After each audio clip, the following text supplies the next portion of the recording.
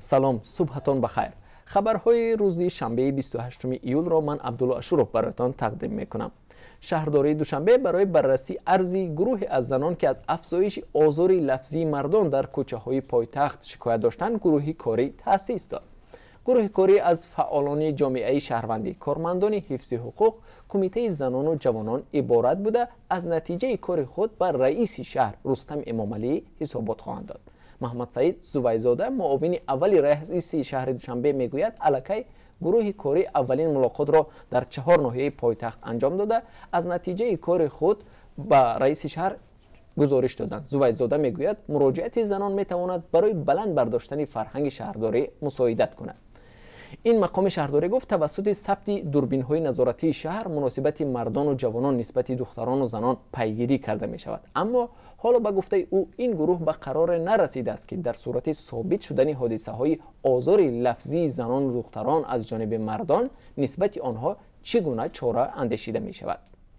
هفته گذشته گروه از زنان ساکن دوشنبه در نامه به عنوانی رئیس شهر رستم امامعلی خواستار رسیدگی به مسئله آزار لفظی زنان در کوچه های پایتخت شده بودند. در این مراجعت نامه که با امضای 50 زنان و دختران ساکن دوشنبه عرض شده بود، مجازات جوانان و مردانی که با بانوان و دختران لقمه پرتایی های بیجا میکنند طلب شده بود. و توجه کنید به خبر نوبتی ما در رابطه با آن که یک هیئت از وزارت حالتهای فوق‌العاده ازبکستان نیت دارد از کولی سرز در تاجیکستان دیدن کند. به اطلاع محمد جان سلیم زاده معاون رئیس کمیته حالتهای فوق‌العاده تاجیکستان قرار است در اول ماه اوگوست هیئت وزارت حالتهای فوق‌العاده ازبکستان وارد دوشنبه شود. قرار است هیئت ازبکستان با رهبری وزیر حالتهای فوق‌العاده از کولی سرز در بدخشان دیدن کنند و انتظار می رود در جریان این سفر هیئت ازبکستان مسئله استفاده از آب کولی سرز را مطرح کند.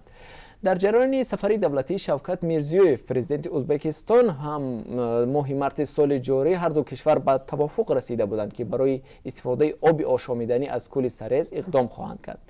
رئیس جمهوری تاجیکستان هم آن زمان گفته بود که برای انتقال آب آشامیدنی از این کل به ازبکستان امکان وجود دارد، اما برای این بنیاد یک کارخانه بندوبست ظرف‌های آب آشامیدنی ضرور است. و توجه کنید به خبر دیگری ما، مجلس شهر گروزنی چچنستان در انتخابات شهرداری ابراهیم زکریف خواهرزاده پرزیدنت این جمهوری قفقاز شمالی را پیروز اعلان کرد. ابراهیم زکریف تا این زمان در وزارت مالیه چچنستان نایب اولی سروزیر، مدیر کاتبات رهبری چچنستان در دستگاه و حکومت این کشور فعالیت کرده است.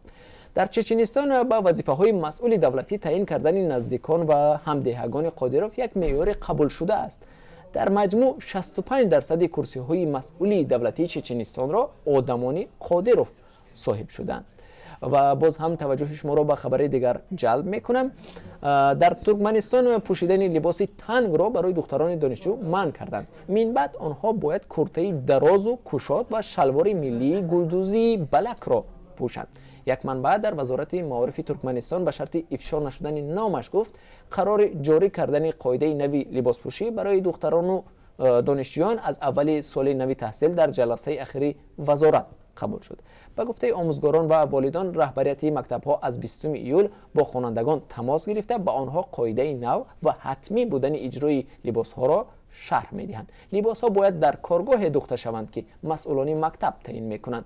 یک منبع در ولایت دشت آغوزی ترکمنستان نیز گفت این دستور تا به مکتب‌های منطقوی نیز رسیده است. امسال لباس نوی مکتبی جاری می شود، بنابراین آموزگاران با وجودی در رخصتی بودن خانه به خانه گشته خوانندگان را آگاه می کنند که تا 10 اوگوست لباس نخرند. اظهار داشت همصحبت ما.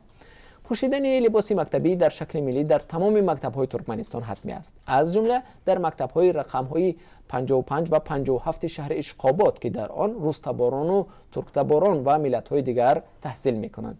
این قاعده بارها ناراضگی والدان را به بار آورده است.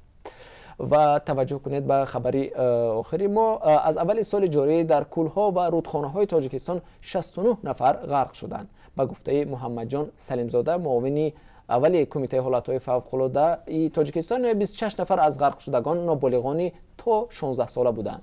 تعداد غرق شدگان در مقایسه با همین دوره سال گذشته 6 نفر بیشتر بوده است. متاسفانه همزمان سال جاری نجات دهندگان این کمیته 58 نفر را نیز از غرق شوی توانستند نجات بدهند. محمد جان سلیمزاده با نگرانی از حادثه های غرق شوی شهروندان در موسم شناوری گفت که تصمیم گرفته شد از سال آینده تنها به آن کلها و رودخانه های اجازه شناوری داده شود که گروه نجات شناوران را دارد و با علامت های مخصوص مجهز شده اند. و در همین جا می رسیم به پایان این نشر خبری. روزتان خوش.